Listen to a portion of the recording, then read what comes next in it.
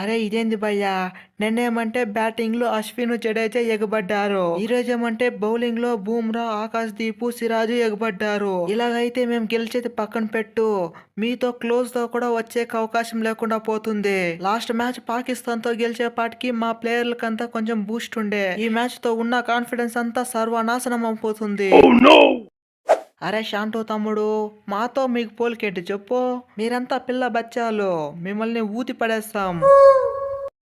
అరే మేం పిల్ల బచ్చాలే రోహిత్ అన్న, అశ్విన్ కొన్ని వికెట్ తీసింటే అప్పుడు ఎవరు పిల్ల బచ్చాలో తెలిసిన్నో, మిమ్మల్ని 200 కాదు కదా 150 కూడా కొట్టించే వాళ్ళం కాదు. మీ టైం బాగుండి 300 కొట్టేసిరే, లేకపోయింటే మా ప్రతాపం ఏంటో చూపించే వాళ్ళము. ఎట్లో ఈ మ్యాచ్ పీకింది, ఈ మ్యాచ్ మిమ్మల్ని గెలవనీయకుండా డ్రా అయినా చేయాలి. అరే ఏంటి తమ్ముడు, ఈ మ్యాచ్ మీరు గెలవనీయకుండా చేస్తారా? అది మీ వల్ల అవుతుందా? చాలదా, ఈ ఇన్నింగ్స్ లో 4 వికెట్లు పీకింది, నెక్స్ట్ ఇన్నింగ్స్ లో చూసుకో 4 కాదు 5 వికెట్లు పీకుతా. ఈ బుమ్ బుమ్ బుమ్రా అంటే ఏంటో చూపిస్తా. ఇప్పటికే 400 వికెట్లు తీసా, ఇప్పుడు వరల్డ్ లో నెంబర్ 1 బౌలర్ అంటే ఈ బుమ్ బుమ్ బుమ్రానే. ఇంకా కొన్ని రోజులు అట్లా వెయిట్ చేయండి, వరల్డ్ లో నెంబర్ 1 బౌలర్ అంటే ఈ బుమ్ బుమ్ బుమ్రానేలా చేపిస్తా. అరే ఏంది బూమ్రా అన్న, అది ఎలాంటి బౌలింగ్ వేస్తావో ఏ మాత్రం అర్థం అవటం లేదు. ఒకసారి ఇన్ స్వింగ్ వేస్తావు, ఒకసారి అవుట్ స్వింగ్ వేస్తావు, ఒకసారి స్ట్రైట్ వేస్తావు, వికెట్లేమో పిక్కపోతుంది. మేము ముందే పిల్లోళ్ళు, మాకు ఏమైనా కొంచెం ఛాన్స్ ఇస్తే మేము నిరూపించుకునేక అవుతుంది. మరి మీరు దారుణంగా ఉన్నారు. అరే నేను ఏం పొరపాటు చేశానో ఏందో నాకేం అర్థం అవడమే లేదు. ఆ పాకిస్తాన్ తో ఏమంటే డబుల్ సెంచరీ కొడుతుంది, ఇప్పుడేమంటే జాతిగా ఒక 10 రన్లు కూడా కట్టలేదు. ఎలా అవుట్ అయిపోతుందో నాకు ఇప్పటికీ అర్థం కావడం లేదు. ఏదో పెద్ద పొరపాటు జరిగింది, అందుకే మ్యాచ్ పీకింది. నెక్స్ట్ ఇన్నింగ్స్ లో అయినా ఈ ముషిక్ పవర్ అంటే ఏంటో చూపించాలే.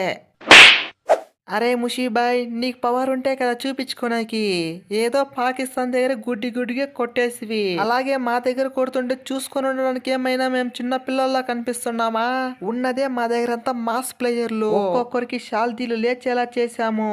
అట్లుంటుంది ఇండియా అంటే మరి.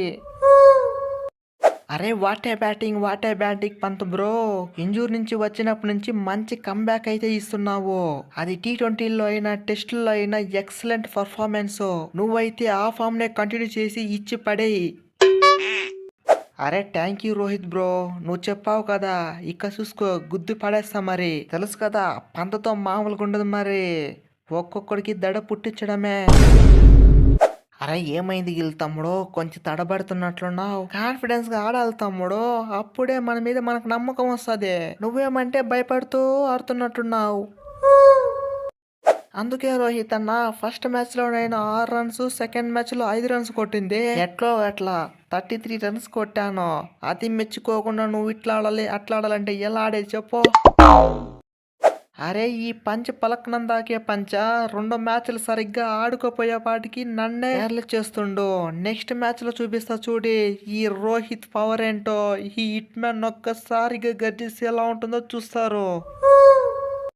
అది ఫ్రెండ్స్ వీడియో నచ్చితే వీడియోని గట్టిగా లైక్ చేయండి, అలాగే మన ఛానల్ని సబ్స్క్రైబ్ చేసుకోండి. అలాగే మీకు ఎవరు బౌలింగ్ నచ్చిందో కామెంట్ చేయడం మాత్రం మర్చిపోకండి.